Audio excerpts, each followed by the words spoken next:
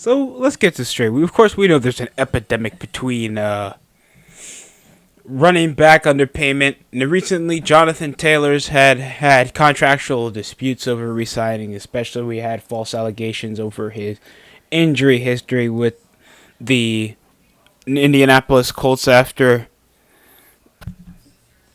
some dodgy medical facility quotas from the Colts in recent history, and now he just signed a 3-year, $42 million extension with the Indianapolis Colts.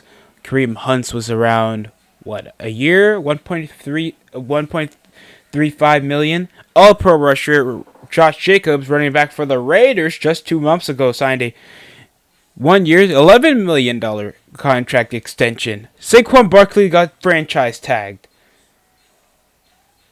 This is not looking good. Dalvin Cook, that's been a consistent all-pro rusher, is under contract, having a good year with the New York Jets so far. Dalvin Cook is 1 year, $7 million in the hole. There's something not adding up.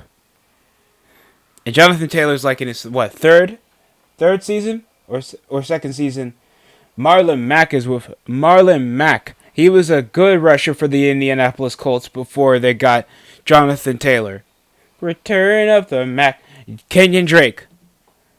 1 year veteran minimum.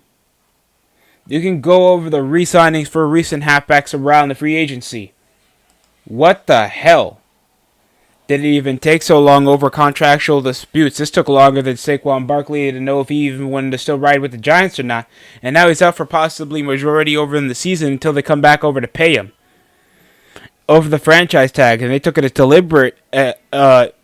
deliberate disrespect and understand over the whole running back union that we had around the summer to see if running backs even want to play for their teams, knowing if they're not going to be financially more secure than a quarterback is when they're doing most of the dirty work. It's understandable, and we understand Johnathan Taylor is a exceptional running back and had a good season last year, but he's 5 weeks missing over in the season, and we know the Colts are already over in the rebuilding portion of the year.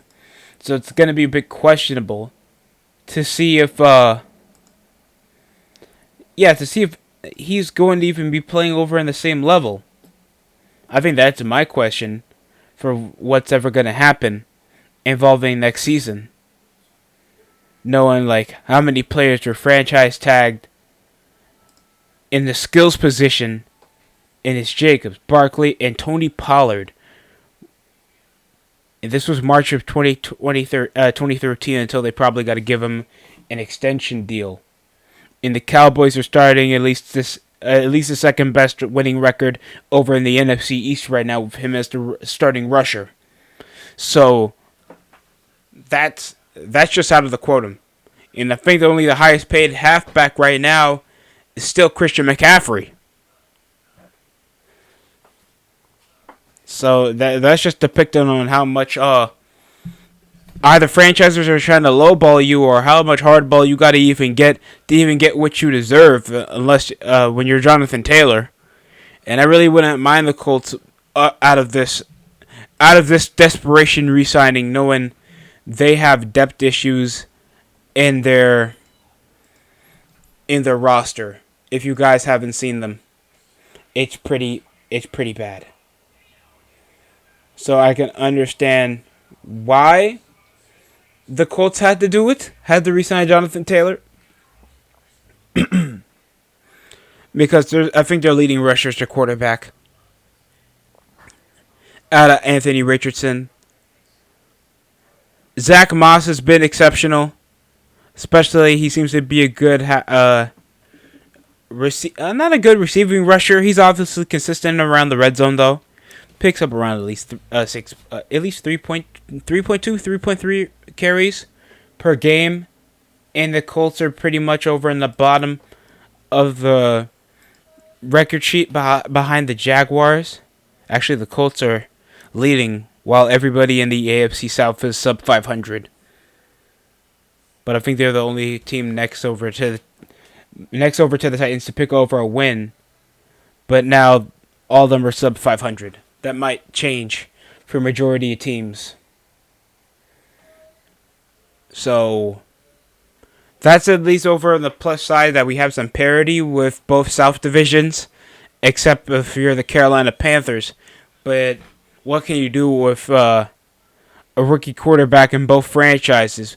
The saddest thing is we have your division leaders involved in the Texans and the Colts that are leading the AFC South right now, having the two best records, and their starting quarterbacks are both rookies out of C.J. Stroud and Anthony Richardson. So, good for Johnathan Taylor. Don't know how other running backs in the league are going to feel about this contract signing. We also heard that Randy Gregory, I know this is a bit of late news, but Randy Gregory, if some of you guys did not hear, got traded after what could have been a splash trade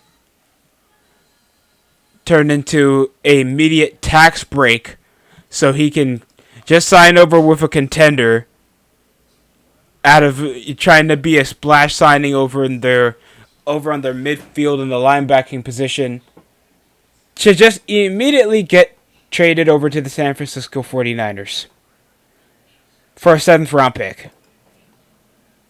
Isn't that awesome? You could just lowball your way over to a contender, a hype contender, or a big market like New York or Denver, or teams that you think that are not going to make the playoffs, and just immediately just get traded off somewhere else. Like C.J. Uzomah, I see him going to a team that's a contender, but needing over a tight end position, and not the Packers. Could be the Falcons. I can see that working for him, but they already got Pitts. In Arizona, I don't think they're willing to trade over for that amount of capital. So I'm guessing over the Chargers. But that's just my opinion. Tell me how you guys feel in the comment section below. You guys a fan of the re-signing of Johnathan Taylor? You think it was too little too late? You think this is going to improve the roster? You think this is going to get a message out there for certain running backs what to do for their off season? Please don't. I'm begging you. I don't want any more drama. That's it for me.